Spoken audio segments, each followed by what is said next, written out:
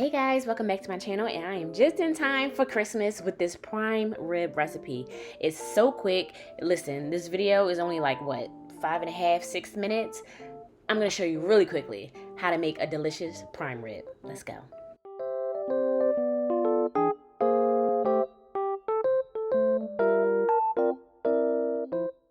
So Wegmans was having a sale on their prime rib, and if you know prime rib, they're usually huge hunks of meat. Hubby got the butcher to cut this into 3 separate bones, so I have 2 more huge slabs just like this in the deep freezer, and we got it all for about $100. Look at this beautiful color. It's a lot of fat on it, but it's okay. That's why it was on sale. So we're gonna start by preheating our oven to 500 degrees. You cannot skimp on this. 500 is what you need. While the oven is preheating, I'm going to get started on our seasoning. I'm going to go in with 1 tablespoon of Italian seasoning. And I like Italian seasoning. It gives it a nice freshness. It's thyme, it's basil in it, it's rosemary. It's really fragrant. I love it. I'm going to go in with 1/2 tablespoon of garlic powder. You don't need a whole lot of that. Now we're going to go in with some black pepper. I did 1/2 tablespoon of that, and kosher salt. And I'm going to go in with 2 tablespoons of kosher salt. So I try to do it like about a tablespoon a pound. So my ribeye was about 2.5 pounds. And so I did 2 tablespoons of salt to season the outside of it.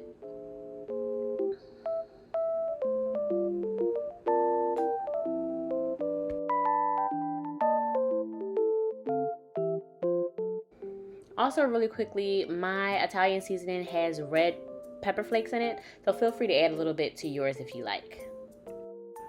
So in the beginning, I showed you guys 1 stick of butter, but we're actually going to be using 2. You want to make sure that your sticks of butter are softened.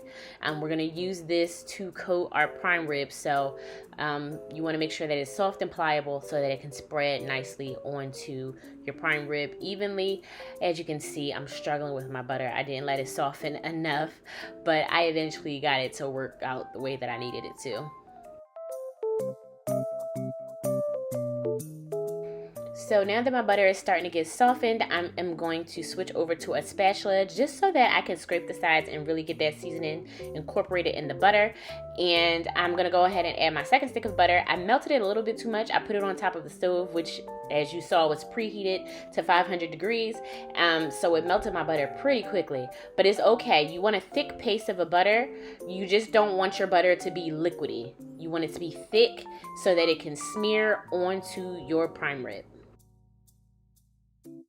Okay, so now that your butter is all ready, we're going to start seasoning our prime rib. Now, before you season your prime rib, you want to make sure that it's room temperature. If it is not room temperature, do not season it. Bring your prime rib to room temperature before you season it and cook it, because if you don't, it'll be crispy on the outside and cold on the inside. You do not want that. You want to cook it properly by bringing it to room temperature first, then slathering that butter on there. And get all sides of that steak with that butter, okay? Because it melts down as it cooks. That fat, those juices, that butter melts down and creates this beautiful sauce that goes perfectly over rice. It goes great over mashed potatoes. You don't want to skimp on slathering this bad boy down in that seasoned butter, okay? Now, when it comes to cooking the prime rib, you want to do 5 minutes at 500 degrees per pound. So if you have a 5-pound prime rib, 25 minutes on 500 degrees. I have a 2.5-pound prime rib, so I'm doing 12 minutes at 500 degrees.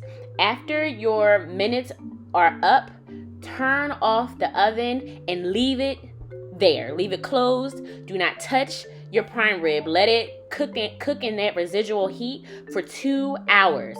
Okay, no matter what size your prime rib is, let it cook in that residual heat for 2 hours, and this is what your prime rib will look like when it is done. Crispy on the outside, all that delicious juice at the bottom, still pink on the inside, but cooked all the way through, nice and tender. Let me tell you something. This prime rib was so tender, it made no sense. You don't need teeth to eat this prime rib. I promise you.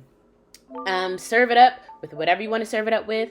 I'm telling you, It's so easy. Like I said, 5.5 minutes, I just showed you how to make a quick prime rib for Christmas or Thanksgiving next year.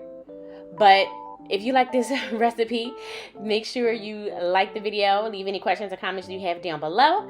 Make sure you subscribe if you haven't already. And I will see you guys in the next video. Bye.